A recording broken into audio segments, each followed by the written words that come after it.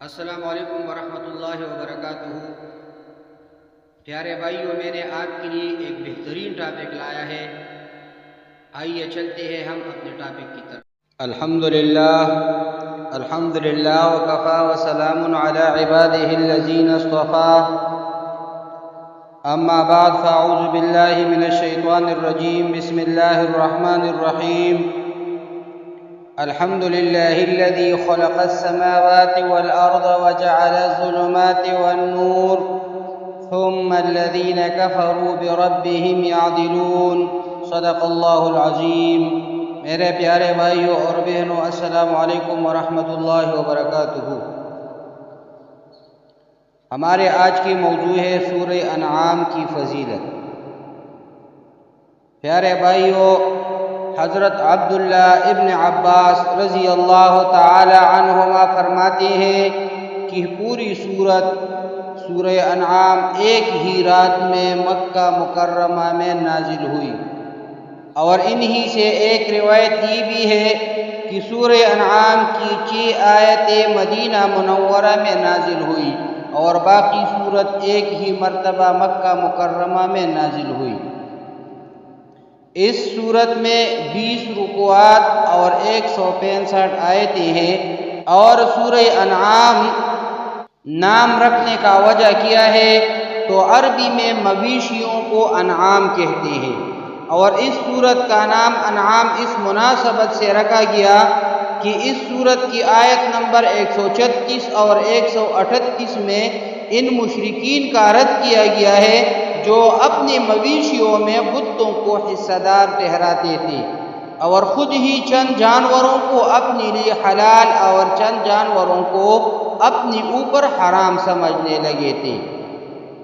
پیارے بھائیو، سورہ انعام کی فضیلت تو بہت زیادہ ہے، لیکن حضرت انس ابن مالک رضی اللہ تعالی عنہ سے روایت ہے کہ رسول اللہ صلی اللہ علیہ وسلم نے ارشاد فرمایا، سورہ انعام نازل ہوئی اور اس کے ساتھ بلند آواز سے تسبیح کرتی ہوئی فرشتوں کو ایک جماعت تھی، جس سے زمین و آسمان کے کنارے بھر گئے۔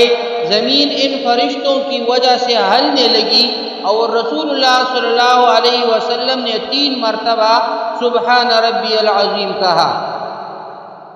پیارے بھائیو، سورہ انعام کی مضامین یہ ہے۔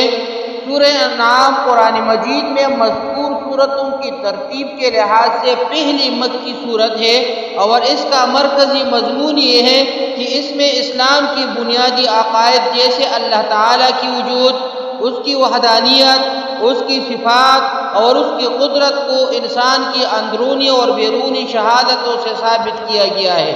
وحی اور رسالت کی ثبوت اور مشرکین کی شبہات کے رد پر عقلی اور حسی دلائل پیش کیے گئے ہیں۔ مرنے کے بعد دوبارہ زندہ کی جانے، قیامت کے دن اعمال کا حساب ہونے اور اعمال کی جزا ملنے کو دلائل سے ثابت کیا گیا ہے۔ اس کے علاوہ اس صورت میں یہ مضامین بیان کی گئی ہے۔ نمبر 1، زمین میں گھوم پھر کر سابقہ لوگوں کی اجڑی بستیاں، ویران گھر اور ان پر کی ہوئی اللہ تعالیٰ کے عذاب کے آثار دیکھ کر ان کے انجام سے عبرت حاصل کرنے کی ترغیب دی گئی ہے۔ نمبر 2، جانور ذبح کرنے اور ذبح شدہ جانور کا گوشت کھانے کے احکام بیان کی گئی، اور اپنی طرف سے حلال جانوروں کو حرام قرار دینے کا رد کیا گیا ہے۔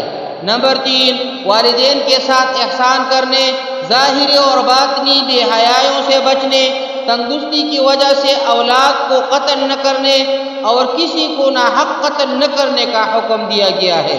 نمبر 4، حضرت ابراہیم علیہ السلام اور ان کی قوم کا واقعہ بیان کیا گیا، اور آخر میں قرآن اور دین اسلام کی فضیلت بیان کی گئی ہے۔